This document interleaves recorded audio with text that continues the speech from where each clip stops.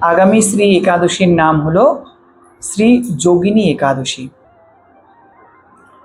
মহাপাপ বিনাশকারী এবং ভবসাগর থেকে পতিত জীবকে উদ্ধারকারী ভবসাগর পারের নৌকা স্বরূপ এই একাদশী মহারানী। ভগবান আমাদের প্রতি কৃপা প্রসন্ন হয়ে তিনি প্রতি মাসে দুই পক্ষে একাদশী রূপে প্রকটিত হন আমাদের উদ্ধারের জন্য। আগামী 26শে আষাঢ় 1433 শনিবার, ইংরাজি 11ই জুলাই 2026 শ্রী যোগিনী একাদশী ব্রত উপবাস। এই দিন আমরা প্রত্যেকেই ব্রত উপবাস করব এবং পরের দিন সকাল 9:30 মধ্যে ব্রতের পালন করে নেব। এখন এই যোগিনী একাদশী ব্রতের মাহাত্ম্য কথা আমরা শ্রদ্ধালু চিত্তে শ্রবণ করব। কারণ কেউ যদি এই যোগিনী একাদশী ব্রতের মাহাত্ম্য কথা শ্রদ্ধা সহকারে শ্রবণ করেন, তবে 88,000 ব্রাহ্মণ বৈষ্ণবকে ভোজন করালে যে ফল লাভ হয়, শুধুমাত্র এই ব্রত মাহাত্ম্য কথা শ্রবণ করলে সেই ফল লাভ হয়। এবং অনন্ত অনন্ত জন্মেরও যদি সে পাপী হয়, সমস্ত পাপ থেকে মুক্ত হয়ে সে ভগবত ধাম প্রাপ্ত হয়। তাই আমাদেরকে অবশ্যই শ্রদ্ধা সহকারে মন দ্বারা শ্রবণ করতে হবে। তো ব্রহ্ম বৈবর্ত পুরাণে এই আষাঢ় মাসের কৃষ্ণপক্ষের যোগিনী একাদশীর ব্রতের মাহাত্ম্য কথা বর্ণন করা হয়েছে যুধিষ্ঠির শ্রীকৃষ্ণ সংবাদে। একদিন যুধিষ্ঠির মহারাজ পরমেশ্বর ভগবান শ্রীকৃষ্ণকে জিজ্ঞাসা করেছিলেন, হে বাসুদেব, আষাঢ় মাসের কৃষ্ণপক্ষে একাদশীর মাহাত্ম্য কৃপা করে আমাকে বর্ণন করুন।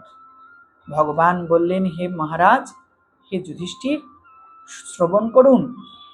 এই ব্রত পালনের দ্বারা যে ভব সমুদ্র থেকে পার হয়ে ভগবত চরণ প্রাপ্ত হন, এই সর্বশ্রেষ্ঠ ব্রত নামে প্রসিদ্ধ। শাস্ত্রে এই ব্রতের একটি মাহাত্ম্য কথা বর্ণিত আছে। আমি এখন আপনাকে সেই কথা শ্রবণ করাচ্ছি, আপনি শ্রবণ করুন।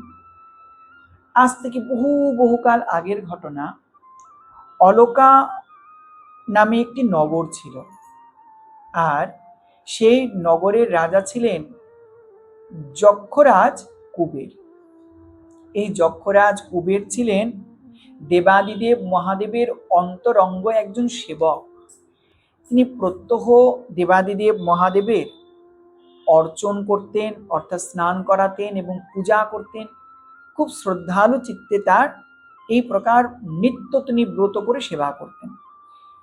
আর পূজা করতে গেলে তো ফুলের প্রয়োজন, যার কারণে তার এই ফুল আনবার জন্য এক মালী নিযুক্ত ছিল, যার নাম ছিল হেমমালী।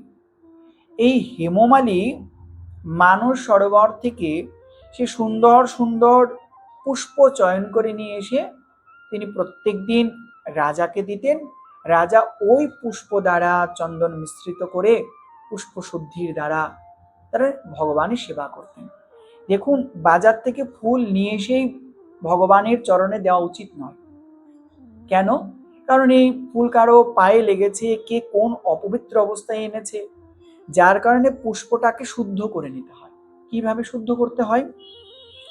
সবার প্রথমে সেই পুষ্পতে গঙ্গা জল ছিটাতে হয়, তারপরে তোমার চন্দন দিতে হয় এবং অগুরু নামে একটি সেন্ট আছে, সেটা সামান্য ছিটিয়ে দিতে হয়।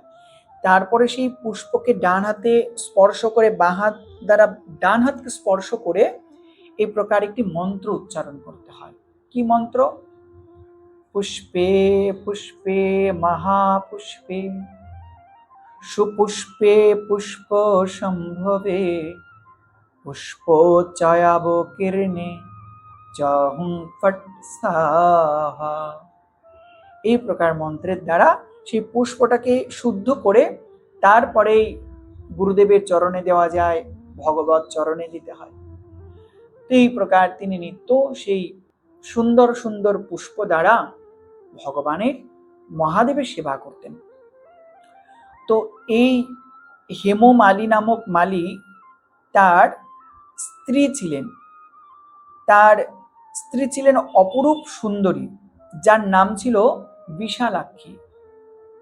তো একদিন কি হলো, তিনি স্ত্রীর প্রতি আসক্ত প্রয়ণ হয়ে, স্ত্রীর প্রতি কামাসক্ত হয়ে তিনি রাজাকে ফুল দেওয়ার কথা ভুলেই গেলেন। তিনি ঘরেই রইলেন এবং স্ত্রীর সঙ্গে কামাসক্ত ভাবে তিনি অবস্থান করলেন। আর এদিকে দেখতে দেখতে বেলা বয়ে যায়, রাজা প্রতীক্ষায় আছে, এই বুঝি মালি ফুল নিয়ে আসবে, আমি পুজো করব, এই বুঝি মালি আসে, পথের দিকে চেয়ে আছে, কিন্তু মালি তো আসে না। দেখতে দেখতে 2 প্রহর অতিক্রান্ত হয়ে গেল। 2 প্রহর মানে কি? দেখো, সকাল 6টা থেকে 9টা প্রথম প্রহর, এবং 9টা থেকে 12টা দ্বিতীয় প্রহর, 12টা থেকে 3টে তৃতীয় প্রহর, এবং 3টে থেকে 6টা তোমার চতুর্থ প্রহর। এই প্রকার রাতে চলে। তো অষ্টপ্রহর সমগ্র দিনের মধ্যে, 24 ঘন্টার মধ্যে এক এক প্রহর সমান 3 ঘন্টা। তো শাস্ত্রে বলছেন বেলা 2 প্রহর অতীত হয়ে গেল, মানে 12টা আরো বেশি বেজে গেল, তবুও মালির কোনো খোঁজ নেই, তার আসার কোনো সাড়া শব্দ পাচ্ছেন না, তার কোনো ইঙ্গিত পাচ্ছেন না। তখন রাজা প্রতীক্ষায় বসে থেকে থেকে কুবের কি করলেন, তার একজন দূতকে পাঠালেন, যাও তো গিয়ে দেখো তো সে কি অসুস্থ হয়ে পড়লো না কি হলো, আজ আমি ভগবানের সেবা করতে পারছি না, তাড়াতাড়ি গিয়ে দেখো তো। তখন দূত গিয়ে দেখে সে তো বাড়িতেই আছে, আর তার স্ত্রীর সঙ্গে কামক্রিয়ায় লিপ্ত হয়ে আছে, রঙ্গরসে মেতে আছে। দূত এসে রাজাকে সঙ্গে সংবাদ দিয়ে দিলেন। সঙ্গে সঙ্গে রাজা প্রহরী পাঠিয়ে দিয়েছেন, এবার যাও এই মুহূর্তে সেই মালিকে তুমি ধরে নিয়ে এসো আমার কাছে। যেই না রাজার প্রহরীগণ গেছেন, সঙ্গে সঙ্গে তো তার বুক কেঁপে উঠেছে, তাই তো, আরে আমি তো স্ত্রীর সঙ্গে আসক্ত হয়ে আমি ভুলেই গেছি, আজ পুষ্প চয়ন করতে রাজাকে পুষ্প দেওয়া হলো না, সর্বনাশ।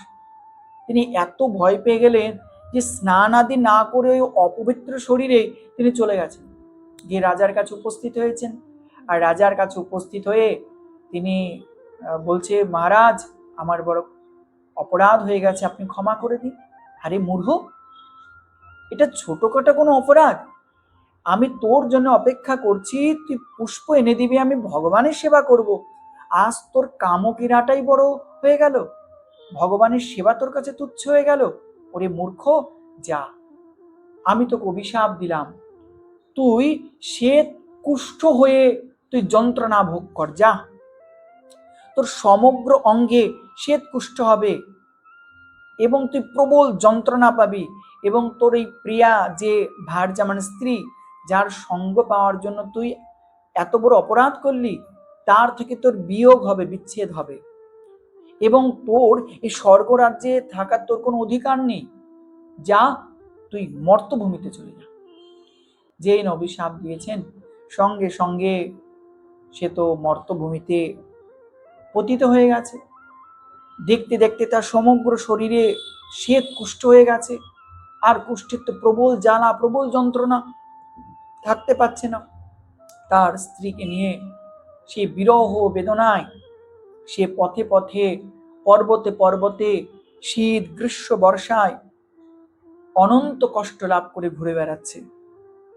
কিন্তু স্বর্গ থেকে ভ্রষ্ট হলেও কি হবে, সে যে পূর্বে মহাদেব, যিনি হলেন আশুতোষ ভগবান, যিনি অল্পই প্রসন্ন হন, আশুতোষ ভগবানের সেবার জন্য পুষ্প চয়ন তো করেছিলেন, এবং সেটা খুব নিষ্ঠা সহকারেই করেছিলেন, যার কারণে তার পূর্ব সুকৃতির বলে মহাদেবের কথা তার বিস্মরণ হলো না, মহাদেবের কথা তার অন্তরে থেকে গেল। একদিন সেই হেমমালী ভ্রমণ করতে করতে হিমালয়ের শ্রী মার্কেন্ড ঋষির আশ্রমে উপস্থিত হলো, এবং ঋষিবারকে দেখা মাত্রই তার চরণে প্রণাম করেন, এবং ঋষিবার দেখে বলে, আরে তোমার সমগ্র শরীরে গলিত কুষ্ঠ, সে তো কুষ্ঠ, তুমি এত কষ্ট পাচ্ছ, না জানি পূর্বে তুমি এমন কোনো গর্হিত কর্ম করেছো যার কারণে তোমার এই রোগ। তখন হাত জোর করে সেই হেমমালী বলছে, হে ঋষিবর, আপনি ঠিকই বলেছেন, আমি ধনপতি কুবেরের এক ভৃত্য ছিলাম, আমার নাম হেমমালী। আমি নিত্য মানস সরোবর থেকে ফুল তুলে মহাদেবের সেবার জন্য তাকে দিতাম। কিন্তু একবার আমি স্ত্রীর প্রতি কামাসক্ত হয়ে গেছিলাম, আর সেই দিন পুষ্প দেওয়ায় আমার বড় বিলম্ব হয়ে গেছিল। সেই অপরাধের জন্য তার অভিশাপে আমি এই প্রকার দুর্ভোগ ভোগ করছি। তখন বললেন, আচ্ছা। তখন কেঁদে কেঁদে খুব প্রার্থনা করলেন, হে মহারাজ, আপনি আমার এই সমূহ বিপদ থেকে উদ্ধার করুন, আমি প্রবল যন্ত্রণাগ্রস্ত, পীড়াগ্রস্ত।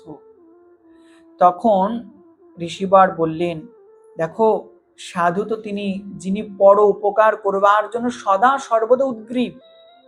সাধু তো তিনি যিনি পরের দুঃখী দুঃখী, যিনি পরের সুখী সুখী, যিনি নিজের সুখে সুখী, পরের দুঃখে তার কোনো আসে যায় না, তিনি প্রকৃত সাধু নন। সাধু প্রকৃত তিনি যিনি পরের দুঃখে বড় দুঃখিত হন, কি করে পরের কল্যাণ করা যায়। মার্কেন্ড ঋষি চিন্তা করলেন কি করে এর কল্যাণ করা যায়। তখন তিনি অনেক বিচার করে বললেন, হে বৎস, শ্রবণ করো। আষাঢ় মাসের কৃষ্ণপক্ষের একাদশীর নাম হলো শ্রী যোগিনী একাদশী। আর তুমি নিষ্ঠাপূর্বক তোমার স্ত্রীকে নিয়ে এই যোগিনী একাদশী ব্রত পালন করো। তুমি যদি নিষ্ঠাপূর্বক এই ব্রত পালন করতে পারো, তবে তোমার এই গলিত কুষ্ঠ থেকে, এই শ্বেত কুষ্ঠ থেকে মুক্তি লাভ হয়ে তুমি অবশ্যই ভগবত ধাম প্রাপ্ত হবে। এই প্রকার সেই হেমমালী নিষ্ঠাপূর্বক এই একাদশী ব্রত পালনের দ্বারা সে শুধু কুষ্ঠ রোগ থেকেই মুক্তি লাভ করেনি, সে দেহ অন্তে ভগবত ধাম প্রাপ্ত হয়েছিলেন। এই প্রকারে মুনিবরের আদেশ অনুসারে সেই সপত্নী ব্রত পালন করে তিনি সুখী জীবন লাভ করলেন এবং ভগবত চরণ প্রাপ্ত হলেন। ভক্তগণ, ভগবান শ্রী গোবিন্দ যুধিষ্ঠির মহারাজকে বললেন, হে মহারাজ যুধিষ্ঠির, আমি আপনার কাছে ব্রত উপবাসের মহিমা কথা কীর্তন করলাম, আপনি অবশ্যই শ্রদ্ধাপূর্বক শ্রবণ করেছেন। শুনুন, এই ব্রত পালন করলে, যে যোগিনী একাদশী ব্রত পালন করেন এবং এই ব্রত উপবাস করেন, তিনি একজন দুইজন নয়, ৮৮,০০০ ব্রাহ্মণ বৈষ্ণবকে, সাধুগণকে সেবা দিলে যে ফল লাভ হয়, তিনি একমাত্র যোগিনী একাদশী ব্রত পালন করে এর মহিমা কথা শ্রবণ করে ওই মুহূর্তে সেই ফল তিনি লাভ করে যাবেন। ভাবুন, আমরা যদি ১০০ জন সাধু সেবা দিতে যাই তো আমাদের মাথার ঘাম পায়ে পড়ে যায়। আরে ১০০ জন তো ছাড়ো, ১০ জন দিতেই আমরা হিমশিম খেয়ে যাই, সেখানে একজন দুজন নয়, ৮৮,০০০। ভাবো, না তো আমাদের শরীরে কুলাবে, না তো আমাদের ধনে কুলাবে। কিন্তু কেউ যদি যোগিনী একাদশী ব্রত পালন করেন শ্রদ্ধাপূর্বক, তবে ৮৮,০০০ সাধু ব্রাহ্মণ সজ্জনের সেবা দেওয়ার ফল প্রাপ্ত হয়ে যাবে। যে ব্যক্তি এই মহাপাপ বিনাশকারী পুণ্যফল প্রদায়ী যোগিনী একাদশী ব্রত কথা পাঠ করেন, শ্রবণ করেন, অচিরেই সর্বপাপ থেকে মুক্ত হয়ে জনার্দন শ্রী ভগবানের রাতুল চরণ যুগল প্রাপ্ত হয়ে যান। তাই ভক্তগণ, সকলের কাছে আমাদের এটাই কামনা, এটাই প্রার্থনা, একাদশীর দিবসে কেউ অন্ন গ্রহণ করবে না।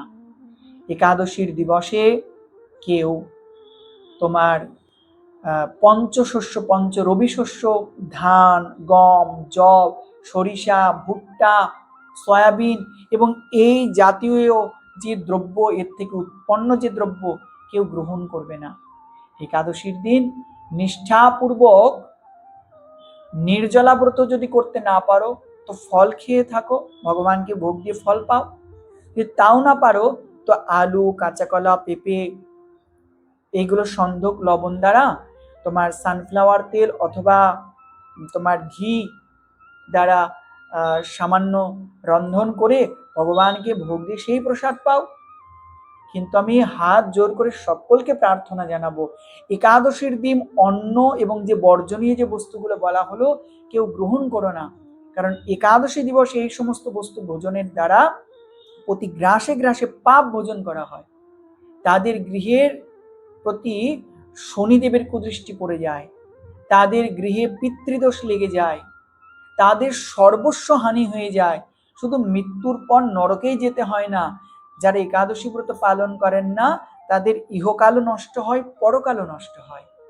যারা একাদশী ব্রত পালন করেন না কেন, সমস্ত ব্রত পালন করেন, বাড়ির ব্রত করেন, মঙ্গল চণ্ডী করেন, কত ষষ্ঠী আছে সবই করে, কিন্তু একাদশী করে না, সমস্ত ব্রত নিষ্ফল হয়ে যাবে। তাই একাদশী ব্রত সবার আগে পালন করতে হবে। একাদশী ব্রত পালনের দ্বারা ভগবান যদি প্রসন্ন হন, তবে অন্য সমস্ত ব্রতের ফল আমরা প্রাপ্ত হব। তাই সকলের কাছে এটাই আমার বিনীত অনুরোধ, সম্মুখে যে ব্রত একাদশী আসছেন, যোগিনী একাদশী, সকলেই নিষ্ঠাপূর্বক পালন করবেন। শুধু বেছে বেছে বছরের বিশেষ কটা একাদশী করলাম, বাদ বাকি করলাম না, এমনটা নয়। একাদশী নিত্যব্রত সকলেই অবশ্যই পালন করবেন। বলে একাদশী মহারানী কি।